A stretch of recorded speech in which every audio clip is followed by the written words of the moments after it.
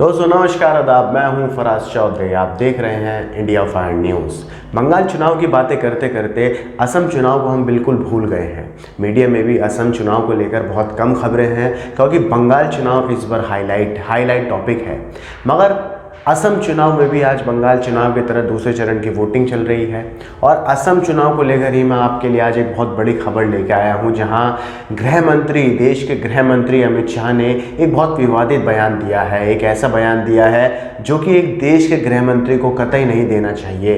वो बयान क्या है, आपको वीडियो दिखाऊंगा, वो ट्वीट भी दिखाऊंगा और कैसे उसमें गृह मंत्री साहब अमित शाह साहब देश में असम में मौलानाओं के शासन की बात कर रहे हैं, असम को मौलानाओं के हाथ में देने की बात कर रहे हैं, मौलाना वाला असम बनाने की बात कर रहे हैं। ध्यान से सुनिएगा पूरा बयान, आपको सब चीज़ें दिखानी है। फिर साथ में आपको एक आर्टिकल भी दिखाऊंगा, वो आर्टिकल पढ़िएगा कि असम में भारतीय जनता पार्टी ने जो वादे 2016 में किए थे क्या वो पूरा कर पाई है और वही वादे दोबारा 2021 में भी किए जा रहे हैं। शुरुआत में कर रहा हूं, ध्यान से सुनिएगा एक एक बातें। तो असम विधानसभा चुनाव को लेकर गुरुवार को दूसरे चरण के मतदान चल रहे हैं, यानी आज। इधर राजनीतिक दलों की तरफ से बयानबाजी का दौर जारी है। बीजेपी नेता और देश के गृह मंत्री अमित शाह ने एक चुनावी सभा को संबोधित करते हुए बुधवार को मतदाताओं से पूछा कि आत्मनिर्भर असम चाहिए या मौलाना निर्भर। साफ कहा गृह मंत्री अमित शाह ने एक रैली में, एक इतनी बड़ी रैली जहां पर बहुत सारे लोग बैठे थे, बच्चे भी हो सकते हैं। आप सोचिए इसका इम्पैक्ट लोगों की सोच पर क्या पड़ेगा, लोगों के जहन पर क्या पड़ेगा जब वो सुनेंगे देश के गृह मंत्री के मुंह से उनके भाषण में कि आप असम को आत्मनिर्भर बनाना चाहते हैं या मौलाना निर्भर। ये मौलाना निर्भर शब्द कहाँ से आया है आखिर? क्या ये जो हमारे ये सुधीर चौधरी साहब अलग अलग जिहाद लेकर आए थे, जिहाद चार्ट लेकर आए थे, अब देश के गृह मंत्री भी ये काम करेंगे? एक नया वर्ड इजाद हो गया है देश में, मौलाना निर्भर।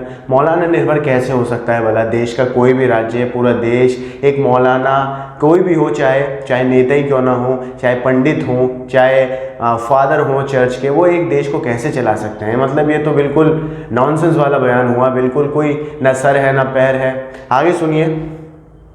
उन्होंने कहा कि राहुल गांधी बदरुद्दीन अजमल के भरोसे मौलाना निर्भर असम बनाना चाहते हैं और बदरुद्दीन अजमल असम चुनाव में एक बहुत बड़ा नाम बन चुका है और भारतीय जनता पार्टी के लिए एक बहुत बड़ी हर्डल बन चुका है, एक बहुत बड़ी अड़कल बन चुकी है। ये भारतीय जनता पार्टी के लिए बदरुद्दीन अजमल को उनको टारगेट करना अपने हर भाषण में, ये बहुत इंपॉर्टेंट हो गया है। और गृह मंत्री अमित शाह, भारतीय जनता पार्टी, प्रधानमंत्री नरेंद्र मोदी तक भी ऐसा कोई वक्त नहीं छोड़ रहे हैं, ऐसा कोई टाइम नहीं छोड़ रहे हैं जब वो बदरुद्दीन अजमल को टारगेट ना कर रहे हों, क्योंकि बदरुद्दीन अजमल असम चुनाव में और असम राज्य में एक बहुत पॉपुलर पॉलिटिशियन है और इससे पहले भी उन्होंने चुनाव में कई सारी सीटें जीत कर ये दिखा दिया है कि उनकी पार्टी भी काफ़ी बड़ी पार्टियों में गिनी जानी चाहिए। और ऐसा ही है, असम में भारतीय जनता पार्टी और कांग्रेस के बाद तीसरे नंबर पर बदरुद्दीन अजमल की पार्टी आती है। आगे सुनिए। चुनावी सभा को संबोधित करते हुए बीजेपी नेता ने कहा कि मोदी जी आत्मनिर्भर असम बनाना चाहते हैं, जिससे असम के युवाओं को रोजगार के लिए असम से बाहर कहीं न जाना पड़े। और ये राहुल बाबा मौलाना निर्भर असम बनाना चाहते हैं जो बदरुद्दीन अजमल के भरोसे हो। मुझे पूरा विश्वास है कि असम की जनता आत्मनिर्भर असम के रास्ते को चुनेगी। साथ ही उन्होंने कहा कि कांग्रेस न सिर्फ सत्ता के लिए बोडो नॉन बोडो ऊपर लोअर असम, असामी व बंगाली को आपस में लड़ाने का काम किया, भाजपा ने बोडोलैंड समझौता कर असम में शांति स्थापित की। तो यहाँ पर रोजगार की बात करते हुए भारतीय जनता पार्टी के नेता बिल्कुल भी अच्छे नहीं लगते हैं। उनके मुंह से रोजगार की बातें देना कि वो रोजगार देंगे, वो एम्प्लॉयमेंट देंगे, वो बेरोजगारी को ख़त्म करेंगे, ये बातें शोभा नहीं देती हैं भारतीय जनता पार्टी के किसी भी नेता के मुंह से। क्योंकि आप असम की बात ही ले लीजिए, 2016 में भी गृह मंत्री अमित शाह जो और प्रधानमंत्री नरेंद्र मोदी और भारतीय जनता पार्टी के अलग अलग नेताओं द्वारा बहुत बड़े बड़े वादे किए गए थे 2016 में भी कि वो असम के युवाओं को रोज़गार देंगे, जिससे वो असम से बाहर नहीं जाएंगे, असम में ही उन्हें रोज़गार दिए जाएंगे। और जो टी वर्कर्स हैं, जो चाय की खेती करते हैं, उसमें काम करते हैं, उन सब की आय को बढ़ाया जाएगा। मगर ऐसा हुआ कुछ नहीं है। मैं आगे आपको उसकी सच्चाई भी बताऊंगा, ध्यान से सब चीज़ें ध्यान से सुनिएगा। और साथ में अब ये दोबारा से 2021 में मुद्दा उठाया गया है रोज़गार का, कि रोज़गार दिया जाएगा। और आप भारतीय जनता पार्टी के दूसरे राज्य उठाकर देख लीजिए, उदाहरण के लिए बिहार राज्य देख लीजिए। बिहार में गठबंधन की सरकार है नीतीश कुमार की पार्टी के साथ भारतीय जनता पार्टी की, और इस बार के बिहार चुनाव में भारतीय जनता पार्टी सबसे बड़ी पॉलिटिकल पार्टी थी पूरे बिहार चुनाव में। तो ऐसे में क्या बिहार के युवाओं को रोजगार मिल गया? क्या जो बिहार के युवा हैं, जो पढ़ाई कर रहे हैं, मेहनत कर रहे हैं और कई बार उन्होंने टेस्ट पास भी कर लिए हैं मगर वैकेंसीज नहीं है, नौकरियां नहीं हैं, तो वो बेचारे अपने घर पर बैठे हैं, क्या उनके लिए गृह मंत्री अमित शाह का सिर्फ ये कह देना कि आत्मनिर्भर बिहार बना देंगे, आत्मनिर्भर असम बना देंगे, इससे रोजगार मिल जाएगा? क्या इससे लोगों के परिवार पल जाएंगे? ये सबसे बड़ा सवाल है। खैर, अब मैं आपको वो ट्वीट पढ़ के सुना रहा हूँ अमित शाह की, जो उन्होंने अपने ही ऑफिशियल अकाउंट से की थी, और उसके तुरंत बाद आपको वीडियो भी दिखाऊंगा, पूरा बयान सुनिएगा। तो ट्वीट में लिखा है, मोदी जी आत्मनिर्भर असम बनाना चाहते हैं जिससे असम के युवाओं को रोजगार के लिए असम से बाहर कहीं न जाना पड़े। और ये राहुल बाबा मौलाना निर्भर असम बनाना चाहते हैं जो बदरुद्दीन अजमल के भरोसे हो। मुझे पूरा विश्वास है कि असम की जनता आत्मनिर्भर असम के रास्ते को चुनेगी। तो ये थी ट्वीट। अब आप वो वीडियो देख लीजिए, बयान गृह मंत्री के खुद मुंह से सुन लीजिए। उन्होंने इतनी बड़ी रैली को संबोधित करते हुए ये कैसा बयान दिया था पूरे असम के सामने, पूरे देश के सामने। वीडियो देखिए। मुझे एक बार बताइए, मोदी जी आत्मनिर्भर आसाम बनाना चाहते हैं। क्या बनाना चाहते हैं? आत्मनिर्भर आसाम, जिसे आसाम के युवाओं को नौकरी लेने के लिए देश भर में कहीं जाना न पड़े। आत्मनिर्भर आसाम बनाना चाहिए, नहीं बनाना चाहिए? जोर से बोलिए, बनाना चाहिए, नहीं बनाना चाहिए? और राहुल बाबा मौलाना निर्भर आसाम बनाना चाहते हैं जो अजमल के भरोसे हो। मित्रों, आपको तय करना है। तो इसके बाद भी गृह मंत्री अमित शाह कुछ बयान देते हैं। वो कहते हैं कि सरकार की चाबी जनता के हाथ में है। अमित शाह ने कहा कि कल ही बदरुद्दीन अजमल ने कहा कि सरकार की चाबी मेरे पास है, जैसे चाहूँगा वैसे चलाऊंगा, जिसको चाहूँगा उसे मंत्री बनाऊंगा। अरे बदरुद्दीन, सरकार की चाबी आपके हाथ में नहीं है, असम की जनता के हाथ में है। कान खोलकर सुन लो बदरुद्दीन अजमल, भाजपा असम को घुसपैठियों का अड्डा नहीं बनने देगी। यहाँ पर असम में खासकर और बंगाल में भी आप देख लीजिए, दोनों राज्यों में चुनाव चल रहे हैं।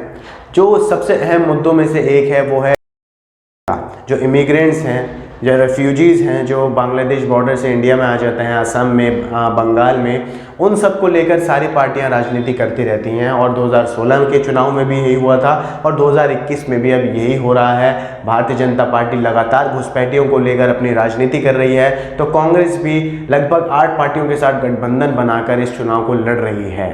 ऐसे में अगर बदरुद्दीन अजमल ये बयान देते हैं कि सरकार की चाबी उनके पास है, वो जैसे चाहेंगे वैसे चलाएंगे, तो ये बयान भी उतना ही गलत है जितना गृह मंत्री का मौलाना निर्भर वाला बयान है। ये दोनों ही बयान को भारत की जनता को, असम की जनता को बिल्कुल सर से नकार देना चाहिए और ऐसे बयानों का कतई स्वागत नहीं करना चाहिए, क्योंकि नेताओं के मुँह से आपको अपने विकास की बातें सुननी चाहिए, आपको अपने राज्य के विकास की बातें सुननी चाहिए, वो क्या करने वाले हैं आपके राज्य में, वो सब बातें सुननी चाहिए। ऐसे विवादित बयान तो बिल्कुल भी नहीं होने चाहिए। आगे सुनिए।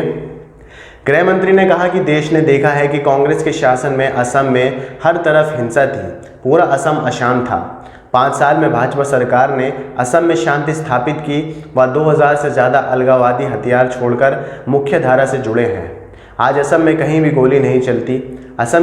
अमित शाह ने कहा कि दशकों तक असम में आंदोलन होते रहे, गुमराह नौजवानों व असम के नागरिकों पर गोली चलती रही, लेकिन कांग्रेस ने कुछ नहीं किया। और ऐसे में हाल ही में आपको याद होगा, पिछले साल की बात है, असम में भी CAA को लेकर जिस तरीके से विरोध प्रदर्शन हुआ था, जहां भारतीय जनता पार्टी की सरकार थी और युवाओं, छात्रों पर गोलियां चलाई गई थी, रबर बुलेट्स का इस्तेमाल किया गया था, टीयर गैस का इस्तेमाल किया गया था, और यहाँ अमित शाह साहब कह रहे हैं कि एक भी गोली नहीं चली है।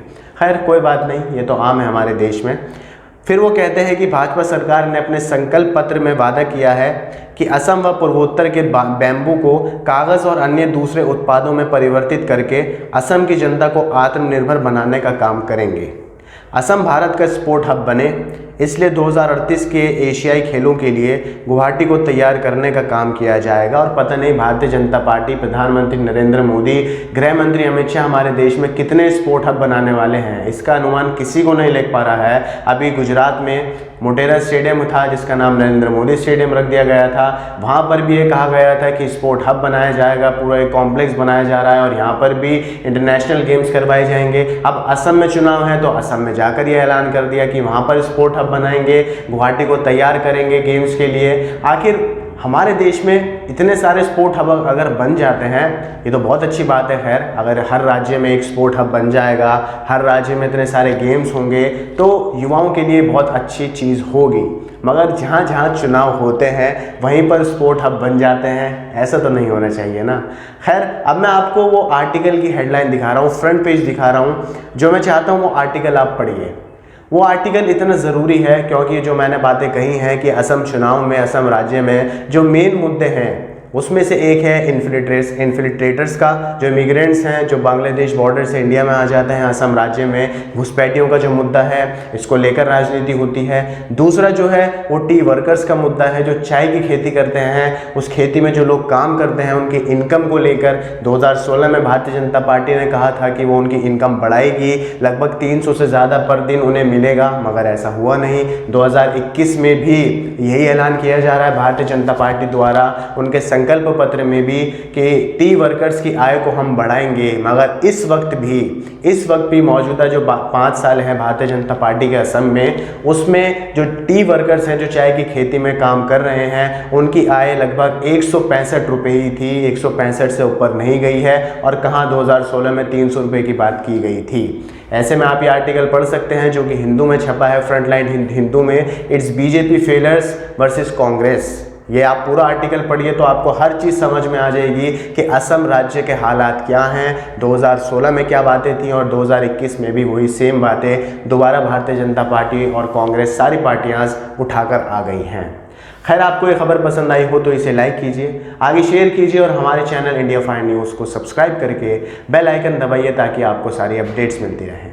मुझे दीजिए इजाज़त, नमस्कार।